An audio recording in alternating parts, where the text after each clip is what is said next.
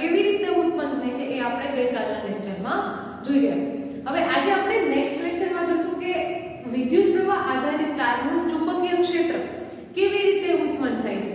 તો એના માટે મેં એક આખા તાંબાનો તાર લીધો છે, એમાં વન સાઈડ એટલે કે સ્વિચ રાખેલી છે, એક બેટરી રાખેલી છે અને અહીંયા હોકાયંત્ર રાખેલું છે, જેની અંદર એક ચુંબકીય સોય આવેલી હોય છે જે કોણાવર્તન દર્શાવે છે, ઉત્તર દિશા, દક્ષિણ દિશા, બરાબર, ઈસ્ટ અને વેસ્ટ, આ ચાર દિશા એ દર્શાવે છે। એમાંથી જે નોર્થ થી સાઉથ તરફ એટલે કે જે ઉત્તર થી દક્ષિણ તરફ જાય છે એ વિદ્યુત પ્રવાહની દિશા હોય છે।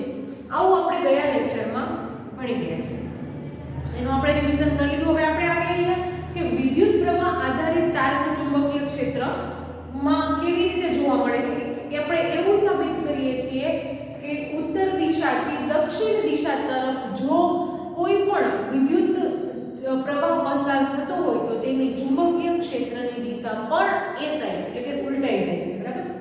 હવે તમે આ અને આ બે તમે પરિપથ જોવો છો તો એમાં બેટરીની દિશા થોડોક એમાં ચેન્જ છે, અહીંયા પ્લસ ધ્રુવ છે, અહીંયા માઈનસ ધ્રુવ છે, પ્લસ થી માઈનસ, અહીંયા માઈનસ થી પ્લસ, બરાબર। તો આ જે હોકાયંત્રની સોય છે એમાં જે સ્વિચ આપેલી છે વિદ્યુત પ્રવાહ આધારિત ચુંબકીય ક્ષેત્રમાં તમે જોઈ શકો છો કે બે ટાઈપની બેટરી લીધેલી છે, એકમાં પ્લસ છે, અહીંયા માઈનસ છે, અહીંયા માઈનસ છે ને અહીંયા પ્લસ છે, ઓકે। તો આ પ્લસ ઓર માઈનસમાં જે બાજુ હોકાયંત્રની સોય એટલે કે આ બાજુ કોણાવર્તન આ સાઈડ છે એટલે કે એનો નોર્થ ધ્રુવથી સાઉથ તરફ આ પ્રમાણે વિદ્યુત પ્રવાહ વહે છે, એથી તેની ચુંબકીય સોય છે એ આવી રીતના એટલે કે આમ આડું કોણાવર્તન કરશે। એમાં જે સોયનો ઉપરનો ભાગ હશે એ ઉત્તર ધ્રુવ હશે, સોયનો નીચેનો ભાગ હશે એ દક્ષિણ ધ્રુવ હશે, રેડી। સેમ આ સિચ્યુએશનમાં જોઈએ તો બેટરી છે એ આવી રીતના જોઈન્ટ કરેલી છે, અહીંયા પ્લસ ધ્રુવ છે, અહીંયા માઈનસ ધ્રુવ છે, તો આની જે વિદ્યુત પ્રવાહની દિશા છે એ કંઈક આવી રીતના થશે, રેડી। તો આ સ્વિચ છે, હવે આનું કોણાવર્તન છે આના કરતા વિરુદ્ધ દિશામાં છે એટલે કે આ નોર્થ પોલ છે, આ સાઉથ પોલ છે। હવે હંમેશા વિદ્યુત પ્રવાહ નોર્થ થી સાઉથ તરફ ગતિ કરે છે, ઉત્તર થી દક્ષિણ તરફ, રેડી। તો આ વિદ્યુત પ્રવાહની દિશા આ સાઈડ છે, આ વિદ્યુત પ્રવાહની દિશા આ સાઈડ છે, રેડી। તો આવી રીતના વિદ્યુત પ્રવાહનો જે દિશામાં વિદ્યુત પ્રવાહ એ દિશામાં એનું ચુંબકીય ક્ષેત્ર, બરાબર, અને હોકાયંત્રની ચુંબકીય સોયની દિશા પણ વિદ્યુત પ્રવાહની દિશામાં જ ગતિ કરે છે। તો આવી રીતના આપણે ભણી ગયા છીએ વિદ્યુત પ્રવાહ આધારિત ઉદ્ભવતું ચુંબકીય ક્ષેત્ર। હવે મારે કોઈ સુરેખ વાહક તાર છે એટલે કે સીધી રેખામાં જે ગતિ કરતો કોઈ વાહક તાર છે, એની આસપાસ વિદ્યુત પ્રવાહ વડે ઉદ્ભવતું ચુંબકીય ક્ષેત્ર આના જેવું જ હોય છે કે આનાથી અલગ હોય છે એ મારે જાણવું હોય તો એમાં હું એક ચલ અવરોધ મૂકીશ। કેવી રીતના તો કે દાખલા તરીકે અહીંયા પણ મેં ઊંધું લીધેલું છે, બરાબર। હવે અહીંયા હું ચલ અવરોધ મૂકીશ એટલે કે આ, રેડી।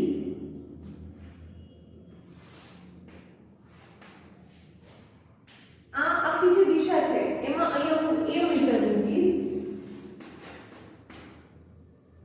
અને અહીંયા બેટરી, ઓકે। હવે આ જે દિશા છે એમાં મારે માપવું છે કે કઈ દિશામાં વિદ્યુત પ્રવાહ વહે છે।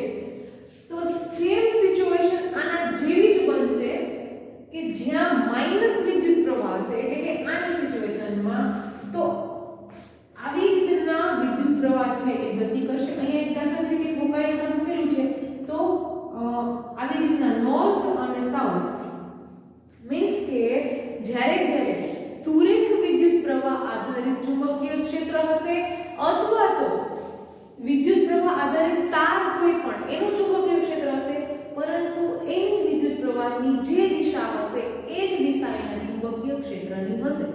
તો આ માઈનસ છે, આ પ્લસ છે, તો આવી રીતના જો વિદ્યુત પ્રવાહ જતો હોય તો ચુંબકીય સોય છે હોકાયંત્રની એ આ દિશામાં સ્થિર થશે।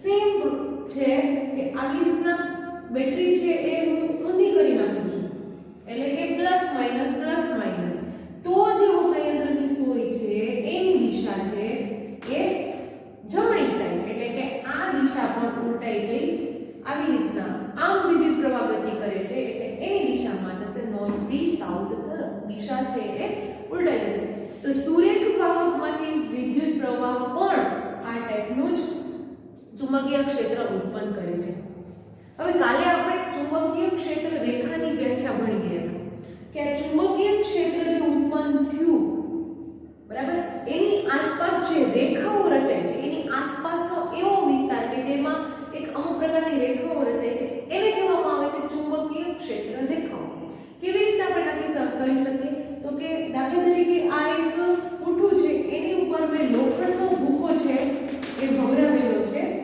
બરાબર કોઈ પણ એક લોખંડની વસ્તુ અથવા તો ચુંબક જો એને હું અહીંયા રાખું તો એ જે લોખંડનો ભૂકો છે એ લાઈનમાં આવી રીતના ગોઠવાઈ જશે ઓકે તો આનો મીનિંગ શું છે કે જ્યાં જ્યાં ચુંબક છે લોખંડ છે આ બધી વસ્તુ છે એની આસપાસ નો જે વિસ્તાર છે એમાં હર એક જગ્યાએ ચુંબકીય ક્ષેત્ર રેખાઓ ઉત્પન્ન થાય ટૂંકમાં કે જ્યાં ચુંબકીય ક્ષેત્ર છે ત્યાં ચુંબકીય ક્ષેત્ર રેખાઓ પણ છે પરંતુ એની દિશા કઈ હશે જે અહીં અત્યારે તો કોઈ વિદ્યુત પ્રવાહ છે તો એની દિશા મારે કેવી રીતના નક્કી કરવી તો એમાં જે ચુંબક મૂકેલું હોય એ ઉપર આધારિત દાખલા તરીકે આ ગજેલ ચુંબક છે તો એનો નોર્થ અને સાઉથ પોલ હશે તો હંમેશા ચુંબકીય ક્ષેત્ર રેખાની દિશા કઈ હશે નોર્થ થી સાઉથ તરફ એટલે કે ઉત્તર ધ્રુવ થી દક્ષિણ ધ્રુવ તરફ રેડી તો આવી રીતના ક્ષેત્ર રેખાઓ ઉત્પન્ન થાય છે હવે બીજું કે તમને આ આખા મુજબ ઉપર આધારિતમાં મેં તમને બે વસ્તુ સમજાવેલી છે કે આ જે નિશાની છે એને કહેવામાં આવે છે ચલ અવરોધ બરાબર આ એમીટર જેનાથી વિદ્યુત પ્રવાહ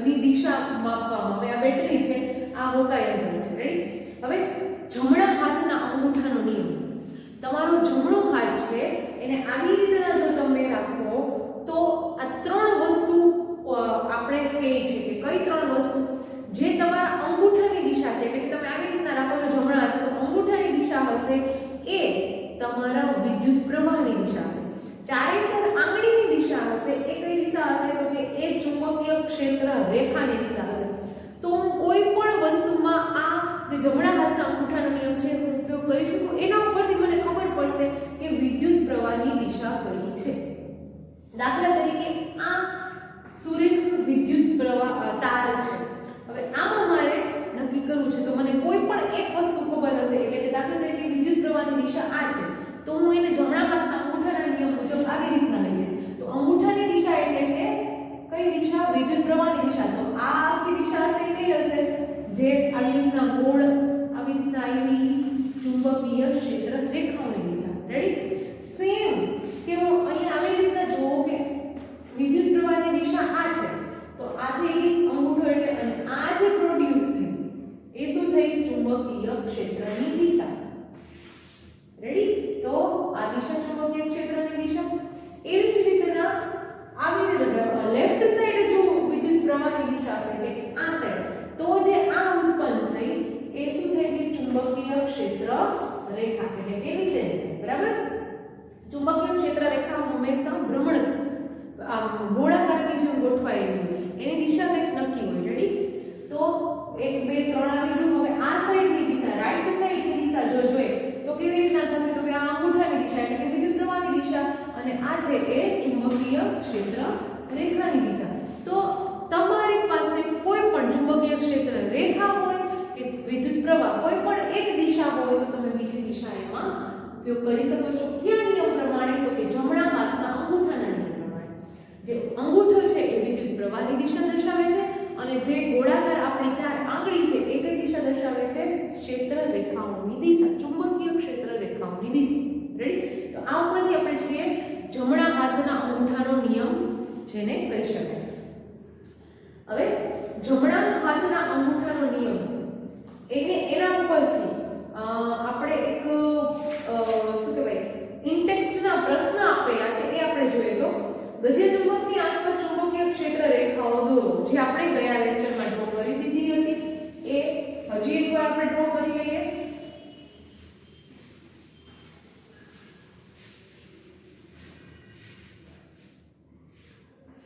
આ બાજુ ચુંબક છે M અને S. હવે આપણને ખબર જ છે કે ચુંબકીય ક્ષેત્ર રેખાઓની દિશા કઈ બાજુ હશે તો કે ઉત્તરથી દક્ષિણ તરફ, એટલે કે આવી રીતના.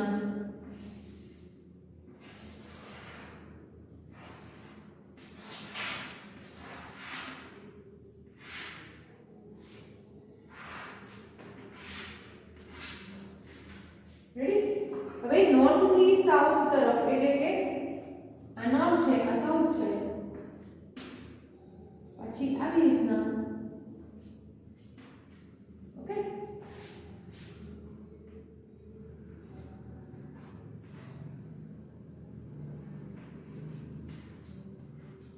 આવી રીતના ગોળાકાર, એટલે કે નોર્થ થી સાઉથ તરફ. જો M અહીંયા હોત ને S અહીંયા હોત તો આ દિશા છે ચેન્જ થઈ જાય, આમ થઈ જાય.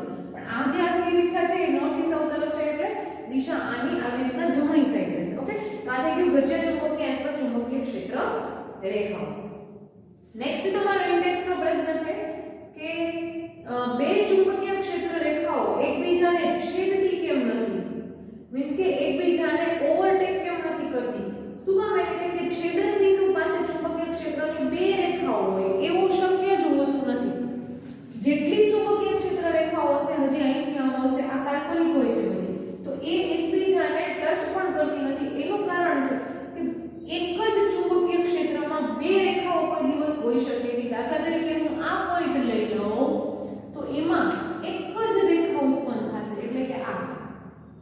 એમાં બીજી કોઈ રેખા એને અડી પણ શકતી નથી. ઓકે, તો આવી રીતના એને એનો મીનિંગ એમ છે કે પરિણામી બળ છે એનું માત્ર ઉત્તરથી દક્ષિણ તરફ છે. જો દક્ષિણ ઉત્તર ઉત્તર દક્ષિણ બંને સાથે હોય તો આ એકબીજાને છેદી શકે. પણ એમાં કેવું છે કે ઉત્તરથી દક્ષિણ એક જ દિશા તરફ છે, એટલે એનું પરિણામી બળ છે એક જ દિશામાં લાગે છે. એટલે કોઈ પણ તમે બિંદુએ જાઓ તો એની જે ક્ષેત્ર રેખાઓ છે એકબીજાને છેદ આપી શકતી નથી, મીન્સ કે એકબીજાને ઓવરટેક કરી શકતી નથી. રેડી? તો આ હતા તમારા 3 ઇન્ડેક્સના પ્રશ્નો. બરાબર? હવે ગઈકાલે આપણે વર્તુળાકાર લૂપ વડે જે વિદ્યુત પ્રવાહ ઉદ્ભવે છે અને એમાં ચુંબકીય ક્ષેત્ર ઉદ્ભવે છે એ વિશે ભણશું. આજનું થોડુંક હજી રિવિઝન કરી લઈએ આપણે કે વિદ્યુત પ્રવાહ આધારિત જો મારે ચુંબકીય ક્ષેત્ર જોતું હોય તો જે બાજુ માઈનસ થી પ્લસ, જે બાજુ બેટરી હશે એ વિદ્યુત પ્રવાહની દિશા જ ચુંબકીય ક્ષેત્રની દિશા હશે. જો બેટરી અહીંયા પ્લસ માઈનસ હશે તો આમ વિદ્યુત પ્રવાહ વહેશે જમણી બાજુ. જો અહીંયા માઈનસ પ્લસ હશે, પહેલા માઈનસ અને પછી પ્લસ હશે, તો આવી રીતના ડાબી સાઈડ વિદ્યુત પ્રવાહનું વહન થશે. સેમ વસ્તુ કે સુરેખ કોઈ પણ તાર લઈ લો, એના ઉપર જો મારે વિદ્યુત પ્રવાહ જોતો હોય તો એની ઉપર હું જમણા હાથના અંગૂઠાનો નિયમ લગાડી શકું છું કે જે બાજુ વિદ્યુત અંગૂઠો છે એ વિદ્યુત પ્રવાહની દિશા દર્શાવે છે અને આંગળી છે જે ચારે ચાર તમારી એ ચુંબકીય ક્ષેત્ર રેખાઓની દિશા બતાવે છે. રેડી?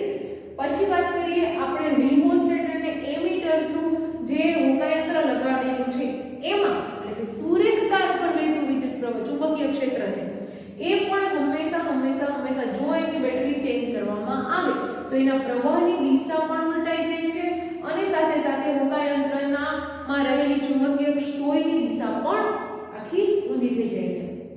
ગજિયા ચુંબક વડે ક્ષેત્ર રેખાઓ જે ઉત્પન્ન થાય છે એ ક્યારેય એકબીજાને છેદતી નથી. શું કામ? એટલે કેમ કે એમાં હંમેશા નોર્થ થી સાઉથ તરફ જ પરિણામી બળ લાગે છે, નોર્થ થી સાઉથ થી નોર્થ લાગતું નથી. એટલે જો એક જ દિશામાં તમારું પરિણામી બળ લાગતું હોય તો એકબીજાને એ છેદી શકતી નથી. તો આ હતું આપણું આજનું રિવિઝન. નેક્સ્ટ લેક્ચરમાં આપણે વર્તુળાકાર લૂપમાં ઉદ્ભવતું ચુંબકીય ક્ષેત્ર ભણીશું. બરાબર? આજનું તમારું હોમવર્ક છે એ તમને PDF થ્રુ આવી જશે. Okay, thank you.